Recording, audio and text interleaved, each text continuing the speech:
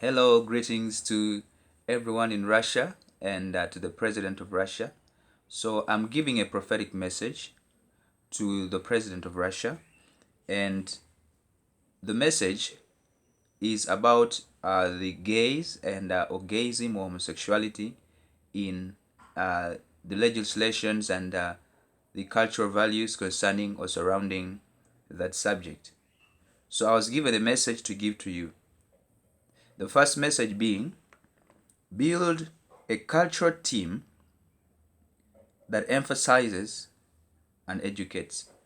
So, first of all, the Lord commends you for taking your ground on biblical values concerning homosexuality and all that, and gays.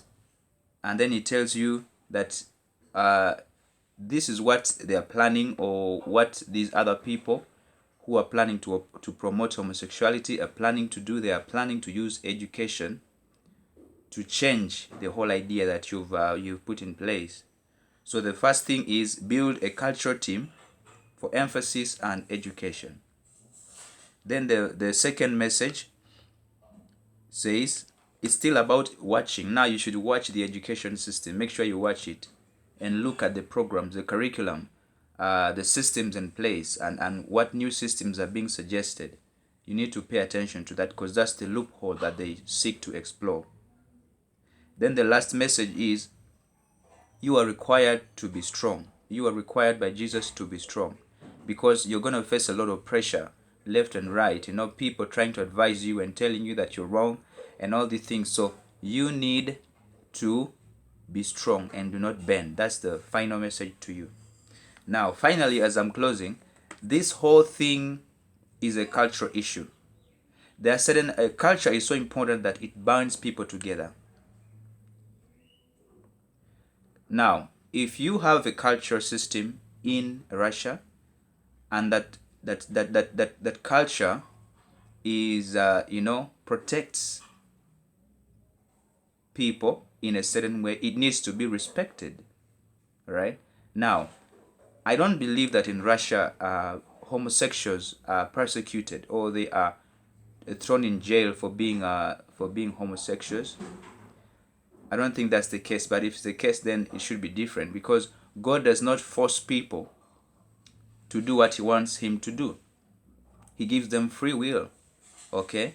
So the gay or the homosexuals also need their rights of being respected. However, it should not be something that should be educated. It should not be in the system of education. It should not be promoted because it goes against the values of God and the culture. Are we together?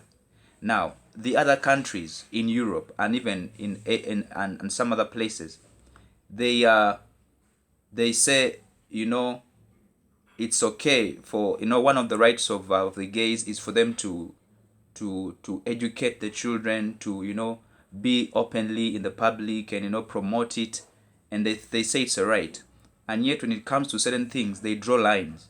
Okay, for example, they draw lines. Let's say when you look at pornography,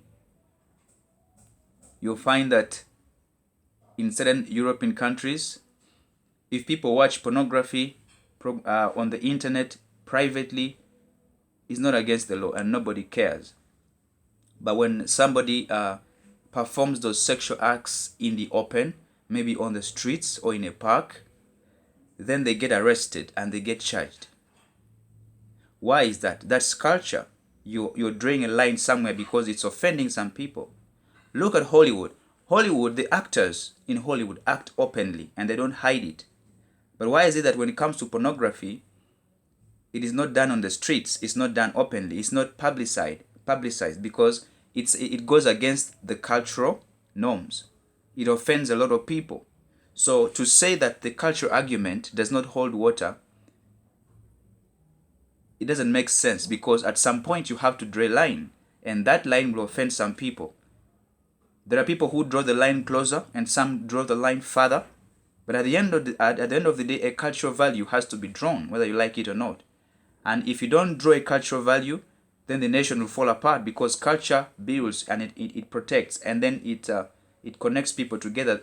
Culture is so important. That's why even the United Nations has you know, an area or a sector that, you know, works on cultural values, like, you know, UNESCO, to protect cultural heritages and all that. So culture is so important in human nature.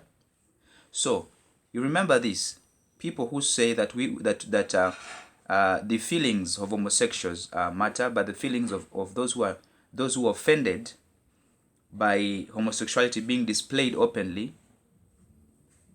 do not matter. Their feelings matter too. Okay, so at the end of the day, what you want to, as a nation, what you want to know, what you want to do is to know what kind of values do we want to protect, what kind of cultures do we want to protect, and then you agree on those and you protect them without oppressing those who think otherwise, because in a civilized society there are people who will always think otherwise. Okay, so I, of course, I don't encourage, if someone is homosexual, that's the life they've chosen, even though it's against God's will. I don't expect them to be abused or or being called names and demeaned, and make them feel inferior. No, that's also wrong, and God does not support that, because God has given us free will and He expects us to come to the conclusion all by ourselves without being treated in a bad way. However, we shouldn't promote the things that are against what God has intended. We shouldn't educate it. We shouldn't promote it, and we require other countries to also respect what a particular country has chosen. Okay, respect it. Just like you draw your culture and say you cannot perform illicit sexual activities in the open, it offends some people. That's where you draw the line. Some countries draw the line with homosexuality. So you should respect their decisions too, and don't put pressure on them. So I just had to explain this in details in case some people think that we are against we are promoting hate speech, we are trying to hate homosexuals. We are not doing that. It's all about cultural protection. It's all about the will of God, and it's all about uh, uh, you know, being showing love, but in with respect. Okay, so thank you so much. We love you from Uganda, Kampala. Greetings to everyone out there. Amen.